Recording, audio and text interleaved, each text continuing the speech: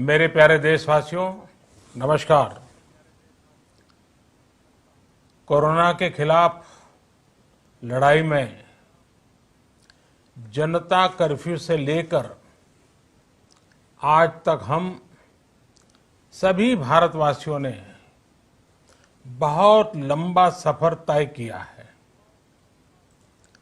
समय के साथ आर्थिक गतिविधियों में भी धीरे धीरे तेजी नजर आ रही है।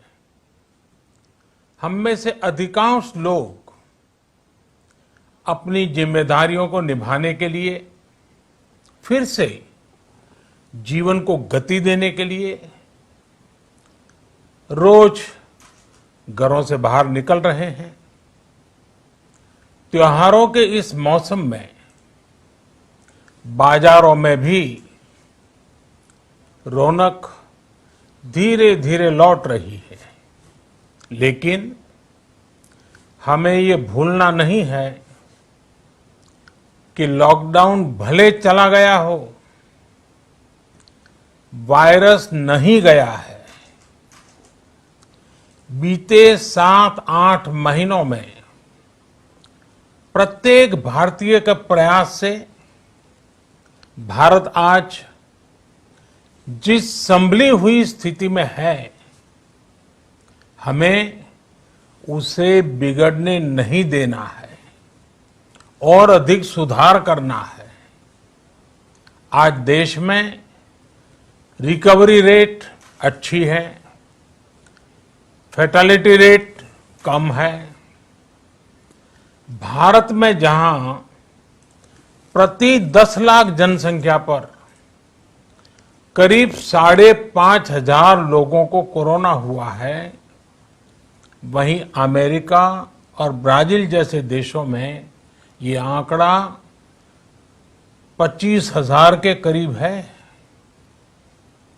भारत में प्रति 10 लाख लोगों में मृत्यु दर 83 है, जबकि अमेरिका, ब्राजील, स्पेन, ब्रिटेन जैसे अनेक देशों में ये आंकड़ा 600 के पार है। दुनिया के साधन संपन्न देशों की तुलना में भारत अपने ज्यादा से ज्यादा नागरिकों का जीवन बचाने में सफल हो रहा है।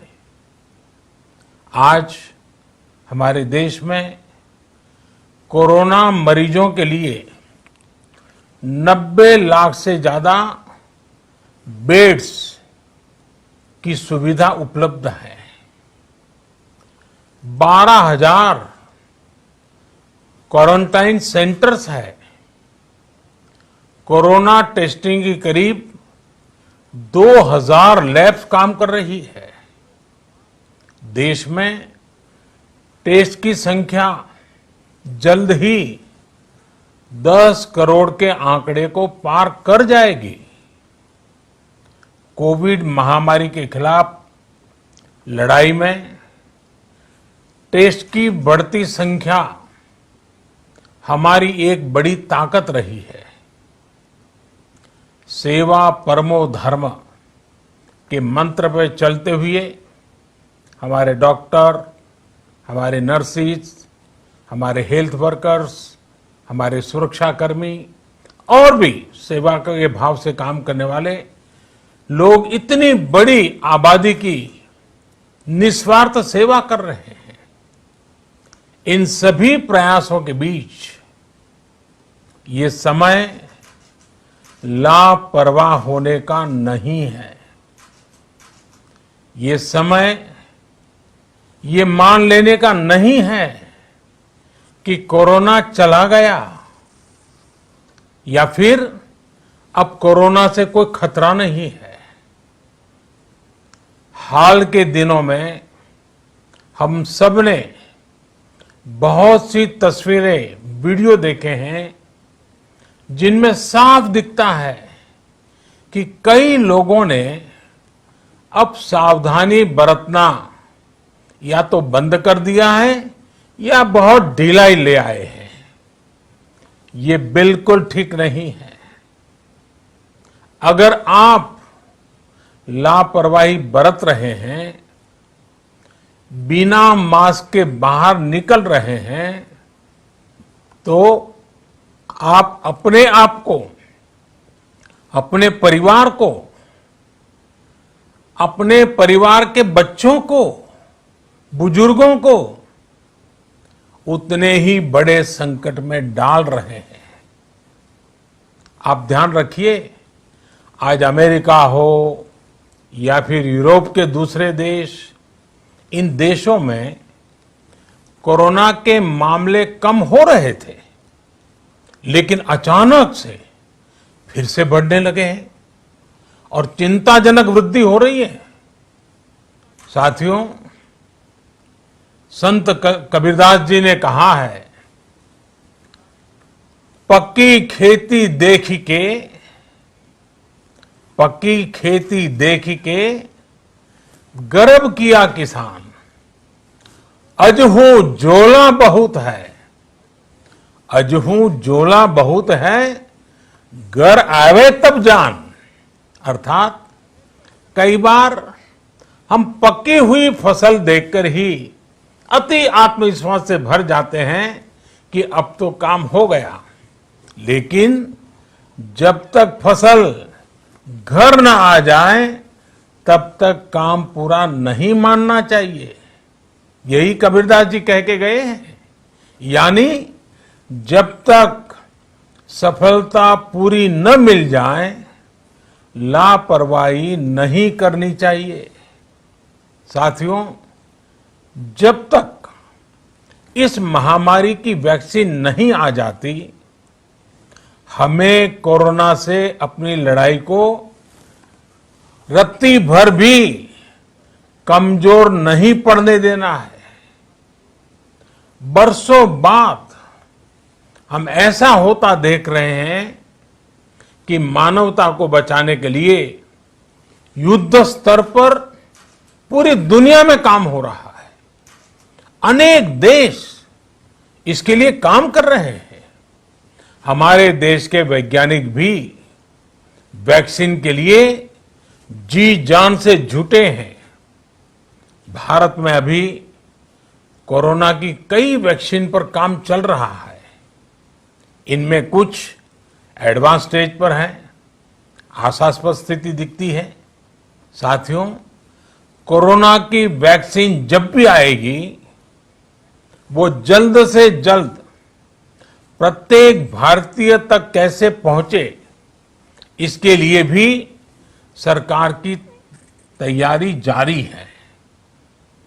एक एक नागरिक तक वैक्सीन पहुंचे, इसके लिए तेजी से काम हो रहा है।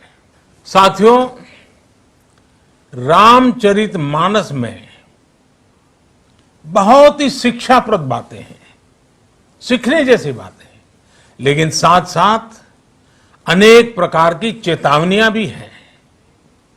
जैसे रामचरितमानस में बहुत बड़ी बात कही गई है, रिपु रुज पावक पाप। रिपु रुज पावक पाप, प्रभु अहि गनीय न छोट करी। अर्थात आग, शत्रु, पाप यानी कि गलती और बीमारी, इन्हें कभी छोटा नहीं समझना चाहिए। जब तक इनका पूरा इलाज न हो जाए, इन्हें हल्के में नहीं लेना चाहिए। इसलिए याद रखिए, जब तक दवाई नहीं, तब तक ढिलाई नहीं। त्योहारों का समय हमारे जीवन में खुशियों का समय है, उल्लास का समय है। एक कठिन समय से निकलकर हम आगे बढ़ रहे हैं। थोड़ी सी लापरवाही हमारी गति को रोक सकती है, हमारी खुशियों को धूमिल कर सकती है। जीवन की जिम्मेदारियों को निभाना और सतर्कता, ये दोनों साथ साथ चलेंगे, तभी जीवन में खुशियां बनी रहेगी। 2 गज की दूरी, समय समय पर साबुन से हाथ धुलना और मास्क लगाना, इसका ध्यान रखिए। और मैं आप सबसे करबद्ध प्रार्थना करता हूं, आपको मैं सुरक्षित देखना चाहता हूं, आपके परिवार को सुखी देना चाहता हूं। ये त्योहार आपके जीवन में उत्साह और उमंग भरे, ऐसा वातावरण चाहता हूं। और इसलिए मैं बार बार हर देशवासी से आग्रह करता हूं। मैं आज अपने मीडिया के साथियों से भी, सोशल मीडिया में जो सक्रिय हैं उन लोगों से भी बड़े आग्रह से कहना चाहता हूं कि आप जागरूकता लाने के लिए, इन नियमों का पालन करने के लिए जितना जन जागरण अभियान करेंगे, ये आपकी तरफ से देश की बहुत बड़ी सेवा होगी। आप जरूर हमें साथ दीजिए, देश के कोटि कोटि जनों को साथ दीजिए।